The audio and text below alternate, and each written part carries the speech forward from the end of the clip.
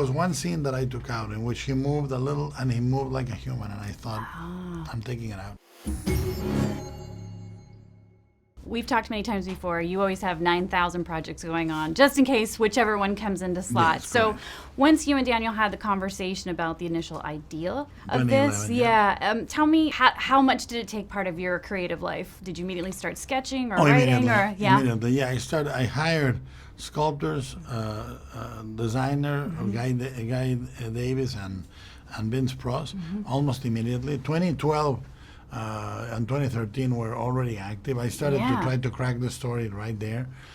I had Pacific Rim to shoot, right? And I shot Pacific Rim, so that was a big interruption. Yeah. And then coming out of that, I had The Strain. So in all those lulls, I would go and design and create and all that. And I was writing, and then around end of 2013. I felt I needed a partner to write, and I found Vanessa Taylor, who, contrary to what people think, oh, she must have written the love parts and Guillermo wrote the hardcore parts. It's the opposite. I could see that, yeah. I definitely She was very much into structure, very much in favor of the Cold War story. Okay.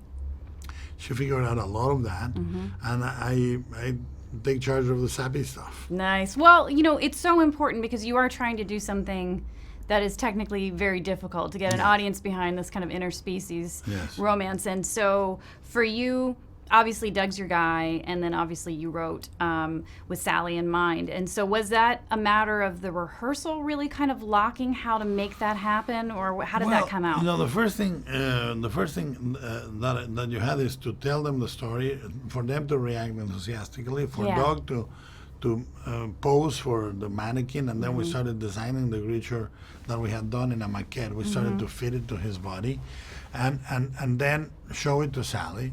Sally to react to it. She saw it in clay before we molded it, before we painted it, and she would react to it. And it was when they finally meet on the set, they are sort of familiar with each other in some way.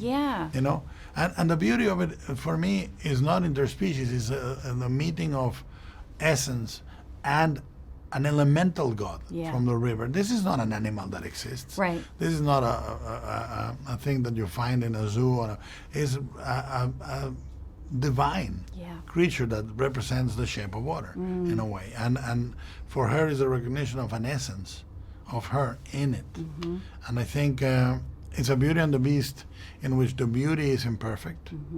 And she can be a real woman, not a fairy tale princess. Right on a pedestal, right? Yeah, and then the creature doesn't transform. And it actually sort of one of the most shocking acts of the creature, the act is right in the third act. That shows you the creature is still has a non-domesticated side. Right, absolutely. When you are crafting a character and there's so much love where you can see, the creature from the Black Lagoon, but yet there is this kind of beautiful coloring for him and such. When did it kind of lock for you? Because it's an homage to a character that I know you love so dearly, but then it has to be something else too. And so it has to be entirely different. That's why it took 3 years. You're not quoting, you're creating. You've been inspired by, but you're creating. It's truly difficult to pull off the fact that this creature comes out of the water and it's alive. It's difficult for Doug. It's difficult for me to light with Dan Lauston, to art direct around it, to color code the movie around it, and very difficult for Doug to never move like a human. Yes. And he truly does it because he's a real actor. And there was one scene that I took out in which he moved a little and he moved like a human, and I thought, I'm taking it out. Can't have it. Can't have it. And just lastly, was there a hardest scene for you to do? Was there, your mountain, your fear moment in this movie? Well, I think there's a moment in which she disrobes. Yes. And the way we spend about, I don't know if it's 3, 4, or 6 hours. We spent an inordinate amount of time. This is a movie that was a tight schedule, tight budget, 19.5 million. Right. The scope was 60, 70.